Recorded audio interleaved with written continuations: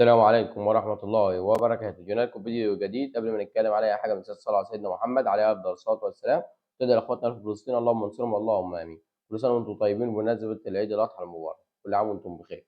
الخبر معانا الأول في قرار بعد مباراة باتشوكا إن هيتم حظر إعلامي وحظر على اللاعبين برضه، واللاعيبة هتخش معسكر مغلق استعدادا لمباراة انتر ميامي في كأس العالم للأندية. تمام. النادي الأهلي يعمل حظر إعلامي عشان اللعيبة مش مركّزة أصلًا، ما فيش تركيز، اللعيبة مش عارفة تركّز، وأنا شايف إن دي نقطة كويسة جدًا وأتمنى إن هي تتم يعني. تمام. الخبر التاني معانا خوسيه بيرو طلب مباراة ودية قبل مباراة إنتر ميامي، اللي هو يكون برضه عارف بعض اللعيبة بما إنه اللي هو مدرب لسه جاي جديد ما لعبش غير مباراة باتشوكا امبارح، فهو طالب إن هو يلعب مباراة ودية تاني. والمباراة الودية لو هتتلعب فهي هتتلعب بكرة قبل مباراة إنتر ميامي ب48 ساعة، ما ينفعش تتلعب قبل مباراة إنتر ميامي ب24 ساعة، مش هتنفع. هو الحل الأنسب اللي هي المباراة هتكون بكرة. تمام. والنادي الأهلي لم يستقر على أي فريق حتى الآن، وهنشوف الأيام الجاية، هنشوف خلال الساعات الجاية النادي الأهلي هل هيتقبل إن هو يلعب مع مباراة ودية مع أي فريق والّا مش هيلعب. تمام. ده بالنسبة للخبر التاني معانا. الخبر التالت معانا شُفنا امبارح مباراة الأهلي وباتشوكا.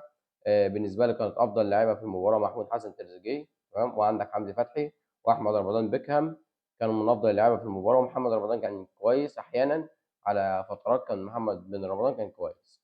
بس تريزيجيه كان عامل مباراة كويسة جدًا امبارح، أحمد رمضان بيكهام كان بيعرف يطلع بالكورة وبيبني الهجمة كويس جدًا، وأنا شايف إن هو مدافع كويس جدًا. وأحمد السيد زيزو برضه امبارح اللاعب لعب معانا 45 دقيقة الشوط التاني، لعب بدني كويس جدًا. كان بيعرف يحتفظ بالكورة، الكورة ما كانتش بتتقطع منه. تمام. يعني أنا شايف برضه إن هو زيزو برضه كويس جدًا برضه، ولسه هيدّينا أحسن إن شاء الله. تمام. الخبر الرابع معانا زين الدين بالعيد. زين الدين بالعيد ابتعد جدًا عن النادي الأهلي ورفض إن هو ينتقل لأي نادي في الدوري المصري. تمام. لإن طبعًا أنا زي ما قُلت لك قبل كده هو ابتعد ليه عن إدارة النادي الأهلي بسبب عدد الأجانب. تمام. اللاعب في طريقه للانتقال لنادي الوكرة القطري. كل الأخبار اللي طالعة بتقول لك اللي هو نادي الزمالك خلّص فيه، الكلام ده كله غير صحيح. اللاعب في طريق الانتقال لنادي الوكرة القطري. تمام. ده الخبر الرابع معانا. الخبر الخامس معانا هو يخُص المهاجم جراديشار. امبارح زي ما شُفنا جراديشار طلع كان مصاب. تمام. النهارده هيتم عمل الفحوصات على جراديشار ويشوف نوع الإصابة عنده إيه مدة الغياب هتبقى قد إيه. فأنا شايف إن إدارة النادي الأهلي ت في خلال اليوم الفاضل ده ممكن تجيب مهاجم تحسُّبًا لغياب جراديشار أو أي حاجة يعني إن شاء الله. بس إن شاء الله جراديشار هيكون متواجد معانا في كأس العالم للأندية. بس أنا شايف إن النادي الأهلي بيفكّر في مهاجم حاليًا حتى لو مهاجم محلي. المهاجمين المعروضين على النادي الأهلي حاليًا عندك مصطفى محمد. مصطفى محمد طبعًا هيتأقلم مع الفريق. اللاعب لعب بيلعب مع منتخب مصر. في موجود حسن تريزيجيه وإمام عاشور وزيزو، واللعيبة دي كلّها موجودة في النادي الأهلي. تمام.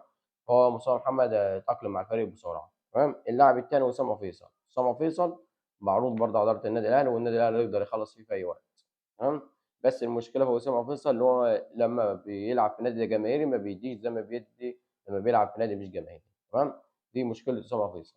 المرشح التالت محمد شريف. محمد شريف صعب إن هو ييجي النادي الأهلي. اللاعب بقى له كام مباراة مع نادي الخليج ما بيشاركش، ولو شارك بيشارك دقايق قليلة. فأنا أعتقد إن محمد شريف صعب جدًا إن هو ييجي النادي الأهلي، لإن اللاعب أصلًا ما بيلعبش.